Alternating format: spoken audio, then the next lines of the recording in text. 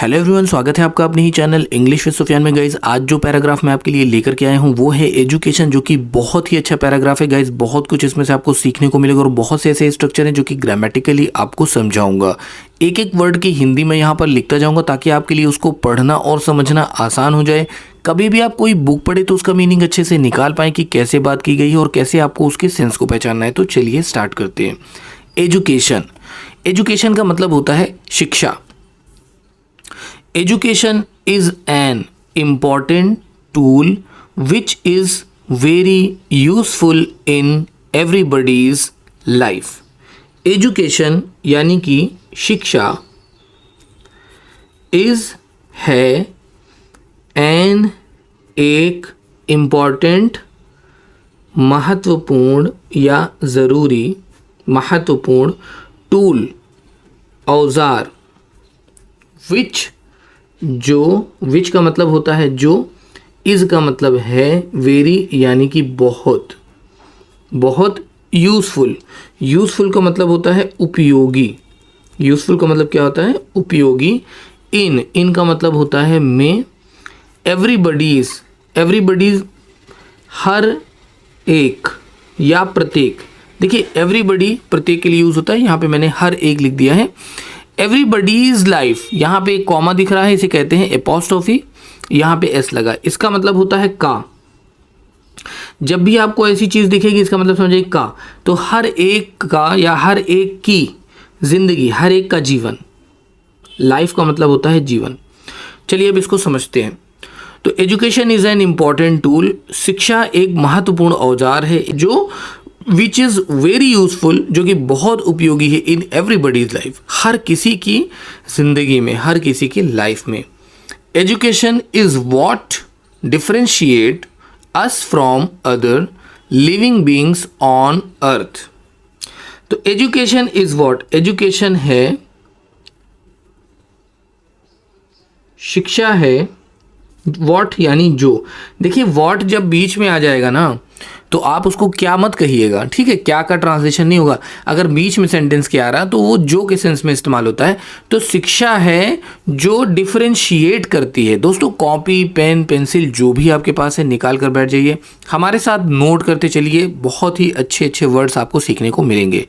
Differentiate का मतलब होता है अलग अलग, अलग अलग। देखिए डिफरेंशिएट का मतलब होता है अलग करना या अलग करता, ठीक है? मतलब कि जैसे फॉर एग्जांपल कि जहाँ पर 10 15 20 लोगों की भीड़ है वहाँ से किसी एक को अलग करना, ठीक है? तो मतलब भीड़ में होता है कि भाई आप भीड़ में बिल्कुल अलग दिख रहे थे, बहुत सुंदर लग रहे थे या बहुत अच्छे लग रहे थे, बिल्कुल अलग यूनिक दिख रहे थे। तो यही वो चीज़ है कि भाई शिक्षा क्या करती है, वो आपको अलग कर देती है। अस यानी हमें, फ्रॉम, फ्रॉम का मतलब होता है से, अदर लिविंग बींग दूसरे, अदर का मतलब होता है दूसरे, लिविंग बींग का मतलब होगा जीवित प्राणी। क्या होगा? जीवित प्राणी। अब इसमें इंसान आ गए और तमाम, ठीक है ना? तो लिविंग बींग का मतलब क्या होता है? जीवित प्राणी। अब यहाँ पे क्योंकि बींग्स है इसलिए मैं इसको प्राणियों लिखता हूँ, ठीक है? क्योंकि यहाँ पे एस लगा है, प्लूरल आ रहा है। तो और भी जो जीवित प्राणी हैं उनसे ये हमें क्या करती है? अलग करती है। ऑन अर्थ, ऑन यानी पर, अर्थ यानी हमारी पृथ्वी जहाँ पर हम रहते हैं, ठीक है? It makes man the smartest creature on the earth. It makes, it यानी यह, मेक्स का मतलब बनाती, इट मेक्स या बनाती मैन आदमी को, ठीक है ना? स्मार्टेस्ट, स्मार्टेस्ट का मतलब होता है सबसे चतुर, सबसे। यहाँ पे देखिए सुपरलेटिव डिग्री का इस्तेमाल किया जा रहा है, ठीक है? यहाँ पे इस जैसे होता है स्मार्ट, स्मार्टर, स्मार्टेस्ट। स्मार्ट मतलब चतुर चालाक, स्मार्टर ज़्यादा चालाक किसी एक से, और स्मार्टेस्ट मतलब सबसे चालाक। तो सबसे चतुर बनाती, सबसे चालाक बनाती है क्रीचर। क्रीचर कहते हैं प्राणी को जिसमें जान हो, जीवन हो, ठीक है ना? ऑन अर्थ, ऑन यानी पर, अर्थ यानी कि मैंने आपको बताया पृथ्वी, ये जो अर्थ है जिस पर हम रहते हैं, जिस पर हम, ठीक है? उसके बाद चलिए इसको समझते हैं कि इट मेक्स मैन, ये बनाती है इंसान को सबसे ज़्यादा चतुर प्राणी इस पृथ्वी पर, इस अर्थ पर। It empowers humans and gets them ready to face challenges of life efficiently. अब दोस्तों इसको समझते हैं, ठीक है ना। एक्चुअली इसको अफिशिएंटली भी कहते हैं, ठीक है, अफिशिएंटली भी कहते हैं, इसको ध्यान रखिएगा। मैंने इफिशिएंटली पढ़ा बट ये एफिशिएंटली भी कहा जाता है। तो इट एम्पावर्स, इट का मतलब होता है यह, ये अच्छा वर्ड है, इसे आप नोट कर लें। एम्पावर्स का मतलब होता है अधिकार, क्या होता है, अधिकार, आप इसे नोट कर लें, ठीक है, बहुत अच्छा वर्ड है ये। ह्यूमंस, ह्यूमंस का मतलब होता है इंसानों, ह्यूमंस का मतलब क्या होता है, इंसानों, इंसानों, ठीक है। एंड और गेट्स देम, और गेट्स देम रेडी का मतलब उन्हें तैयार करती, देम का मतलब होता है उन्हें, ठीक है ना। गेट रेडी का मतलब तैयार करना, ठीक है, समझ लीजिएगा, मैं इसका गेट का हिंदी नहीं लिख रहा हूँ, मगर आप सब देखिए, आपको बता दूं कि कभी कभी क्या होता है कि कुछ सेंटेंस ऐसे आते हैं दोस्तों जहाँ पर आपको डायरेक्ट ट्रांसलेशन अगर आप करेंगे तो आपको समझने में बहुत प्रॉब्लम होगी, क्योंकि रीज़न क्या है कि जो नेटिव्स हैं कुछ सेंटेंस ऐसे होते हैं जिनको वो उसी तरह बोलते हैं जिस तरह आपको समझना होगा। बात समझ रहे हैं कि मतलब जैसे नेटिव बोलते हैं हमको उसी तरह समझना है, उन्हीं के हिसाब से। अब जैसे गेट देम रेडी, अब यहाँ पर कोई पाना, गेट का मतलब पाना होता है और रेडी मतलब तैयार होना, तो ऐसा नहीं होगा। गेट रेडी का मतलब तैयार होना, क्या हो जाएगा, होना, होना असल में बी के लिए यूज़ होता है, लेकिन यहाँ बी की जगह गेट्स का यूज़ हो रहा है, तो इसको समझिएगा। गेट रेडी का मतलब होता है तैयार होना, तो उन्हें तैयार करता, गेट्स है करता, रेडी तैयार, तो उन्हें क्या करता, तैयार करता, ठीक है।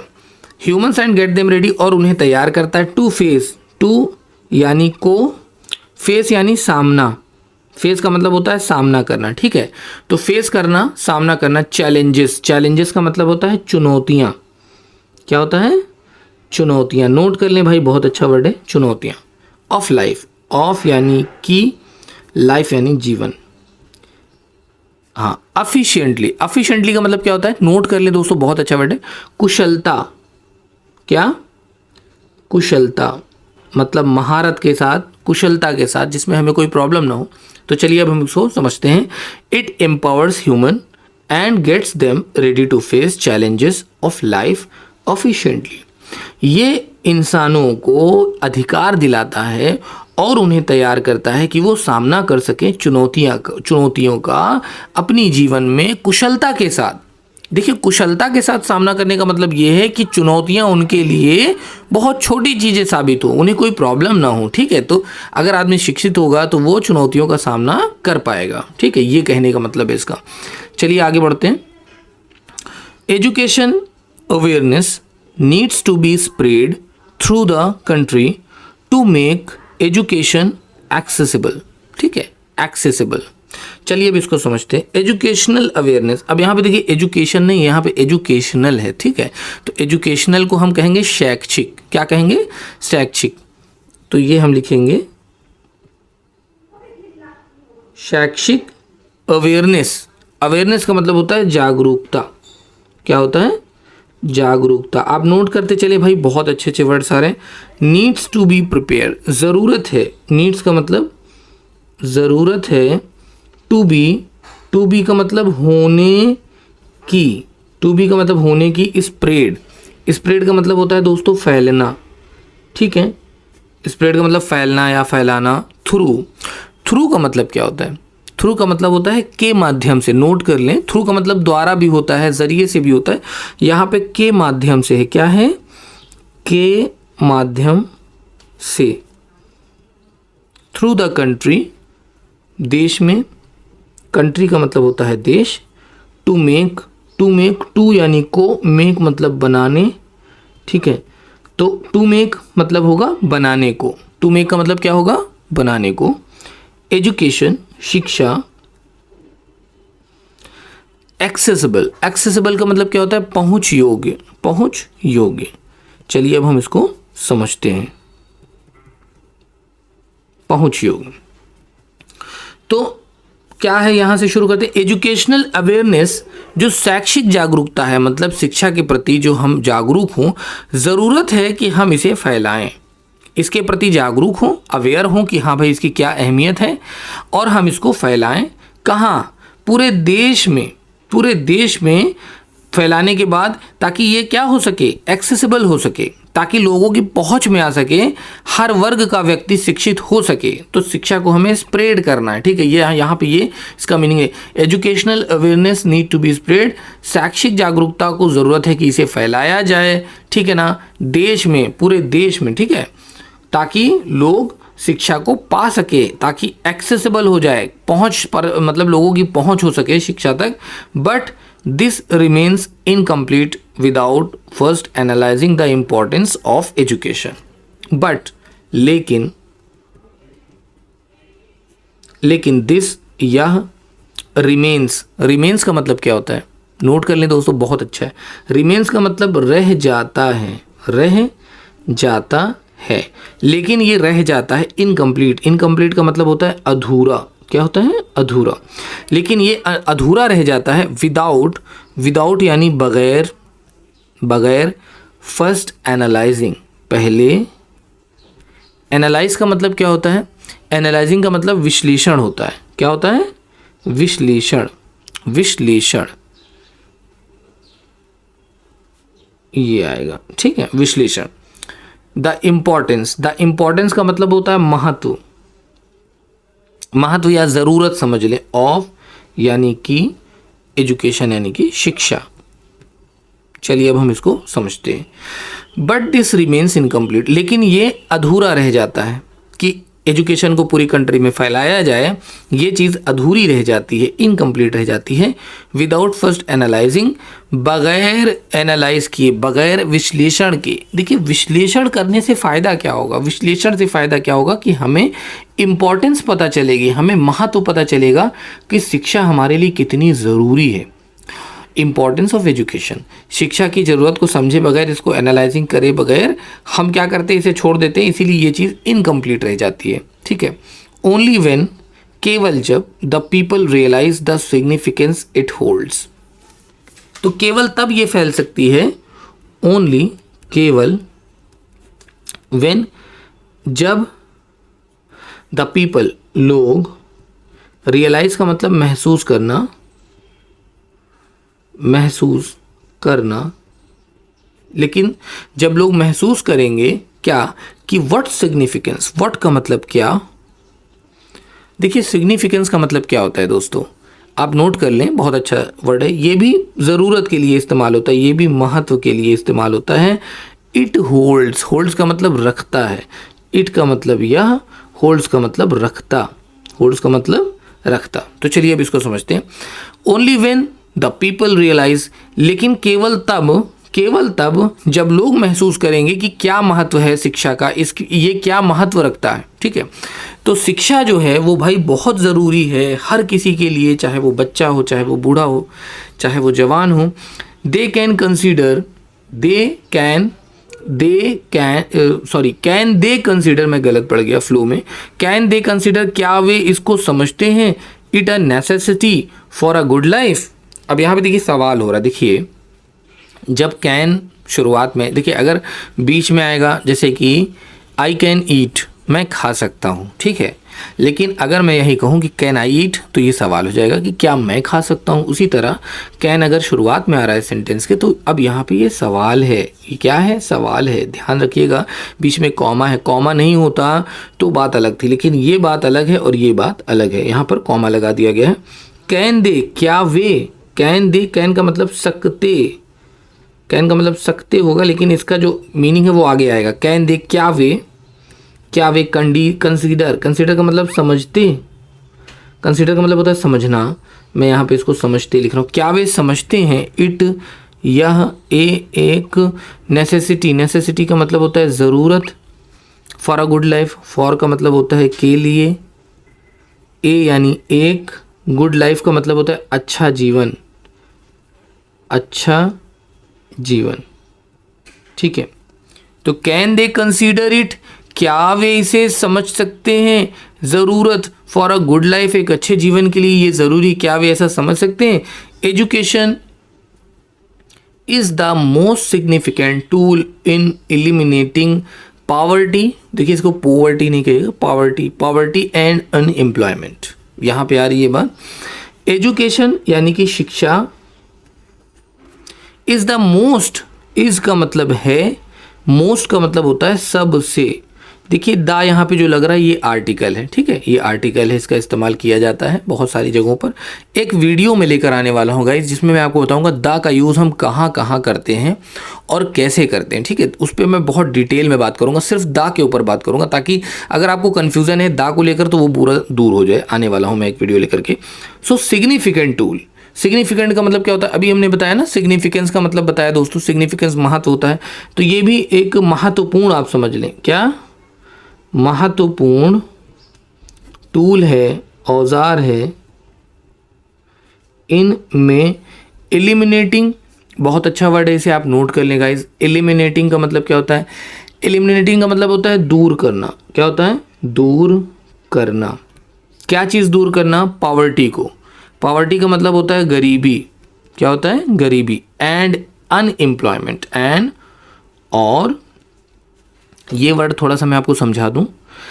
देखिए भाई, अगर यहाँ से लेकर के यहाँ तक अगर हम इसकी बात करें, ये है एम्प्लॉयमेंट। क्या है, एम्प्लॉयमेंट। इसका मतलब होता है रोज़गार। क्या होता है, रोज़गार। अनएम्प्लॉयमेंट का मतलब होता है बेरोज़गारी। इसका मतलब, एम्प्लॉयमेंट का मतलब रोज़गारी और अनएम्प्लॉयमेंट का मतलब होगा बेरोज़गारी। तो हम इसे कहेंगे बेरोज़गारी, ठीक है। चलिए अब हम इसको समझते हैं। तो education is the most significant tool. शिक्षा जो है वो सबसे ज़्यादा ज़रूरी महत्वपूर्ण औजार है। इन यानी में, एलिमिनेटिंग दूर करना, मतलब दूर करने में, गरीबी और बेरोज़गारी। एजुकेशन ऑल्सो, शिक्षा ऑल्सो का मतलब होता है भी। Benefits an individual in various ways. Benefits का मतलब लाभ देता, लाभ देता। एन एक, इंडिविजुअल का मतलब होता है व्यक्ति, ठीक है। इन वेरियस वेज, इन का मतलब वे, वेरियस कहते हैं विभिन्न को, वेज का मतलब होता है तरीके, ठीक है। तो विभिन्न तरीकों से। तो it benefits an individual in various ways, तो ये लाभ देता है एक व्यक्ति को विभिन्न तरीके से, ठीक है। इट, यह, हेल्प्स अ पर्सन, हेल्प्स का मतलब मदद करता, मदद करता। अ पर्सन एक व्यक्ति, एक व्यक्ति की। Take a better and informed decision. Take का मतलब होता है लेना, एक। बेटर का मतलब होता है बेहतर। बेटर क्या है, बेहतर। ये कंपेरेटिव डिग्री में यूज हो रहा है। Good, better and best. Good यानी अच्छा, बेटर ज़्यादा अच्छा, बेस्ट सबसे अच्छा। तो ये एक बेहतर, हम इसको बेहतर समझते हैं। तो बेहतर एंड इन्फॉर्म्ड, और इन्फॉर्म्ड का मतलब होता है सूचित। क्या होता है, सूचित। डिसीजन का मतलब होता है फैसला या निर्णय, फैसला।